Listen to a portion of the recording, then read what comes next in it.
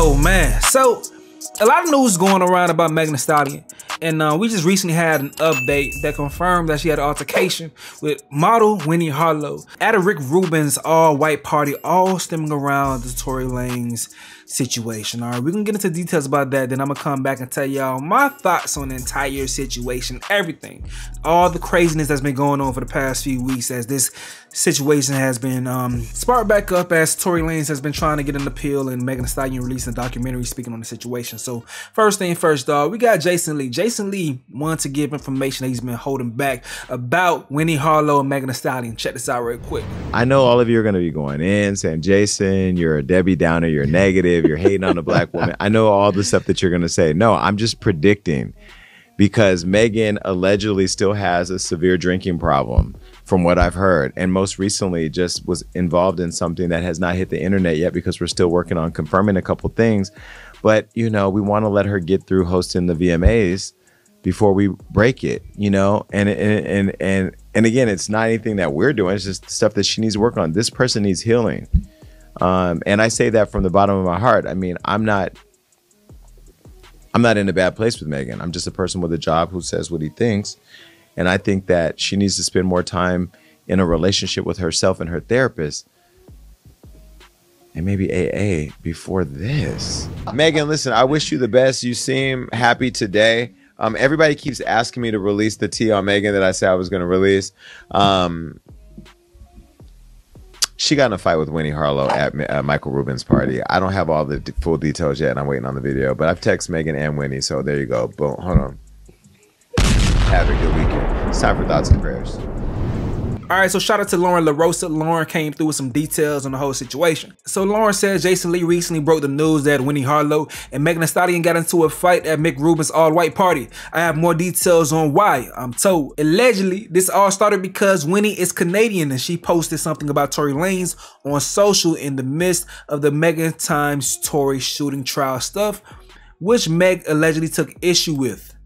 I'm told Winnie's alleged post, I tried to go back and find it and couldn't, wasn't aimed to be against Megan Thee Stallion at all, but was perceived that way. When Willie allegedly realized the perception of the post, she deleted it. I'm told there was also an alleged short convo about the post where Meg at some point actually reached out to Winnie and Winnie apologized. Meg allegedly left Winnie on red and did not respond to the apology. Rubin party time comes, Meg and Winnie allegedly get into a verbal altercation, and I'm told Meg allegedly approached Winnie about the post, but tons of people there broke it up before an actual fight could have really happened. My person who was there alleges that Meg was going off and yelling at Winnie, "I should beat your ass." The end. Shout out to Lauren LaRosa, always coming through with the details, man. But that's that right there now.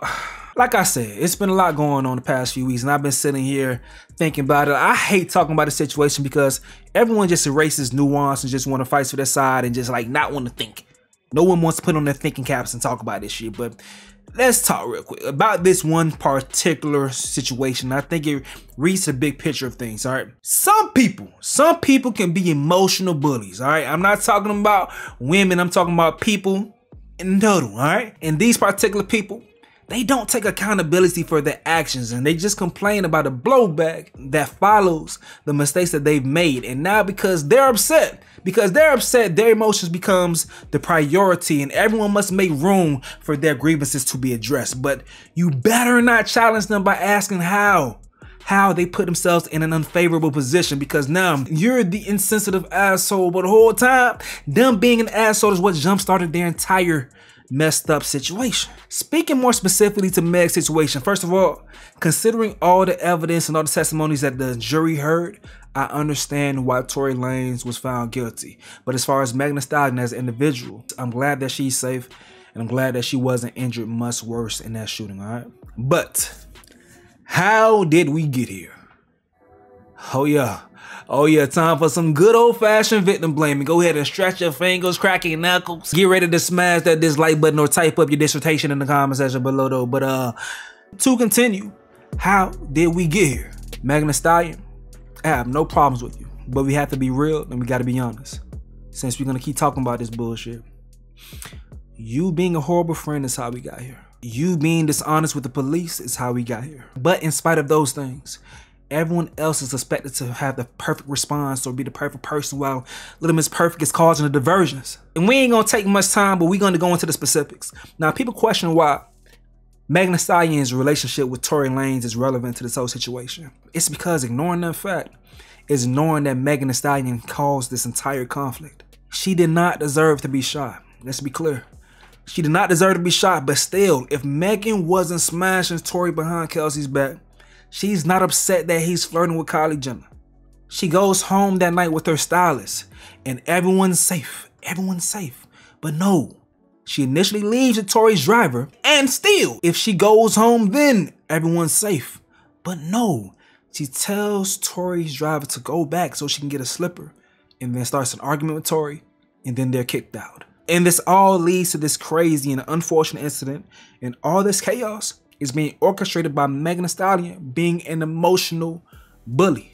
Now, moving past all that shit, moving past the chaos, Megan then lies to the police about being shot. Now, we've all heard the reasoning, but she lied initially, causing an issue with the investigation. Then this news of her stepping on the glass is reported to us.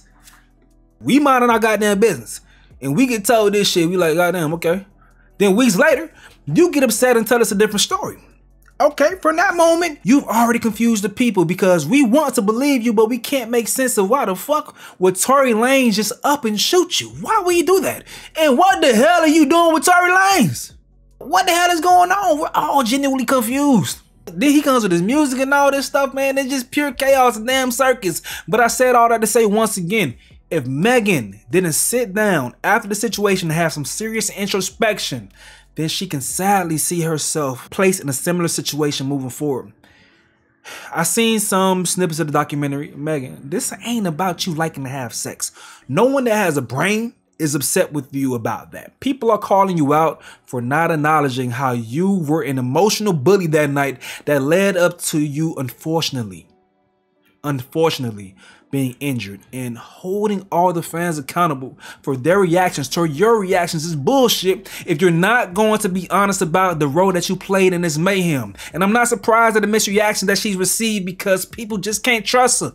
They can't trust her. And in their eyes, sadly, but in their eyes, her injury was minor. So they don't have a problem chastising her because they think she's exaggerating the damage that she received from the shooting, and which leads to the sentencing that they don't agree with. I don't agree with the sentencing, but like I told you, I understand why he was found guilty. But I also don't agree with that angle as far as like not acknowledging that she did ultimately become a victim in the situation, despite what led up to it. You know, I think it's unacceptable that a gun was involved at all. Despite Meg's actions, a gun should not have been pulled in no way. So whomever pulled that trigger should face punishment, and the jury decided that that was Tory Lanez, and it just is what it is. See, I'm a very nuanced thinker, you feel me? I don't pick sides. I have no problem saying fuck everybody involved in the situation, but now it's your turn. You can curse me out right now in the comment section below, so go ahead and drop that down there. Let me know what you got to say in the comment section below. I'm going to get up out of here though. This is another update with Stace. Yo.